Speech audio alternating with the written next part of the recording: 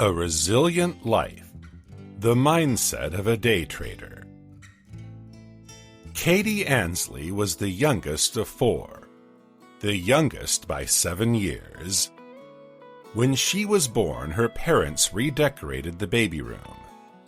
Not only had it been years since anything other than a spider had lived in it, but all 3 older children had been boys, and the room was painted a light blue with navy trim and decorated with football stickers on the wall.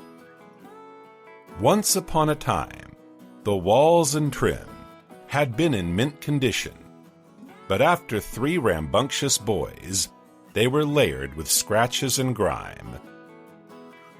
There was plenty of excitement in the Ansley home surrounding Katy's birth. Her mom had been hoping for a girl ever since she'd married, and after 3 boys, her dad was glad to have a girl for a change.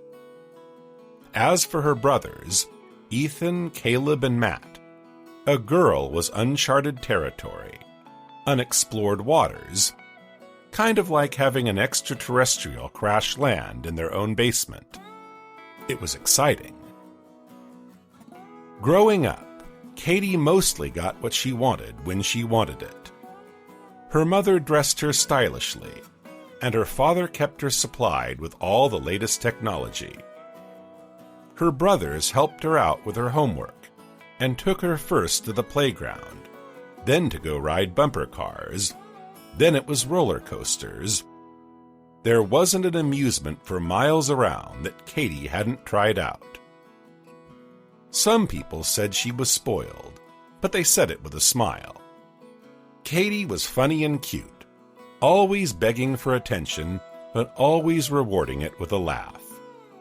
She conquered even her crusty uncles and sour aunts.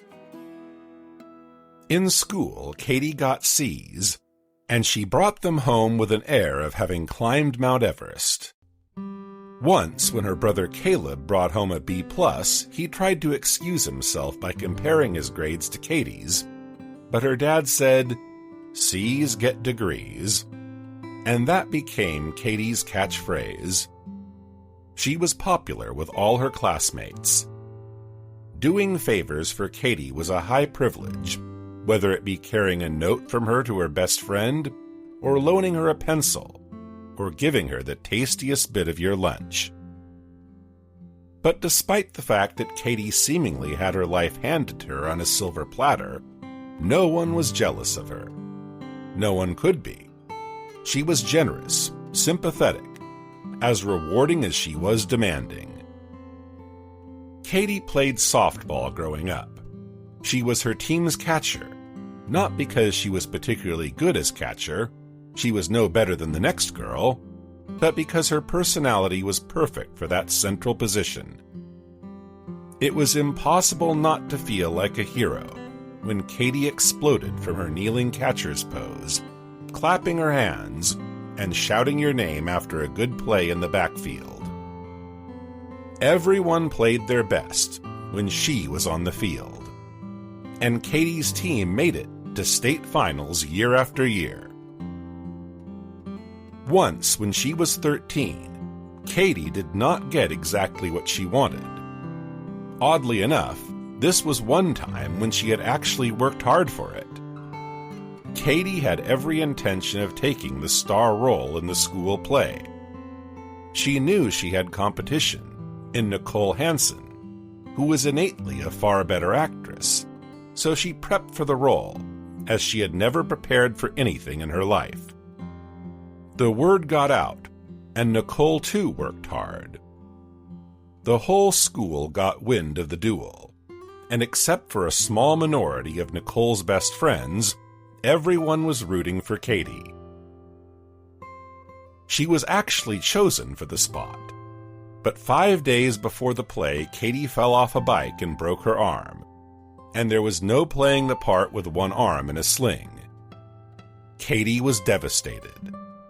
Watching the play from the gallery was bitter agony to her, and the pain from her arm was nothing compared to it. It took 3 weeks and a great deal of sympathy before she was herself again. There will be other school plays, her mom comforted her. But I wanted to act in this one, Katy said. I really tried. I was going to do such a good job.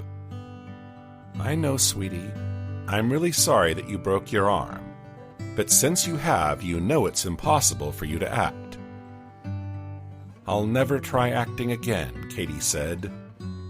And she was as good as her word. But aside from that, life rolled on smooth as silk for Katy Ansley. She earned admittance into the college she liked, studied business as she'd planned, found the job she wanted, all while surrounded by the encouragement of friends and family.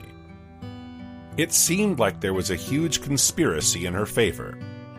Her crabby old aunt and uncle even left her their small fortune when they died.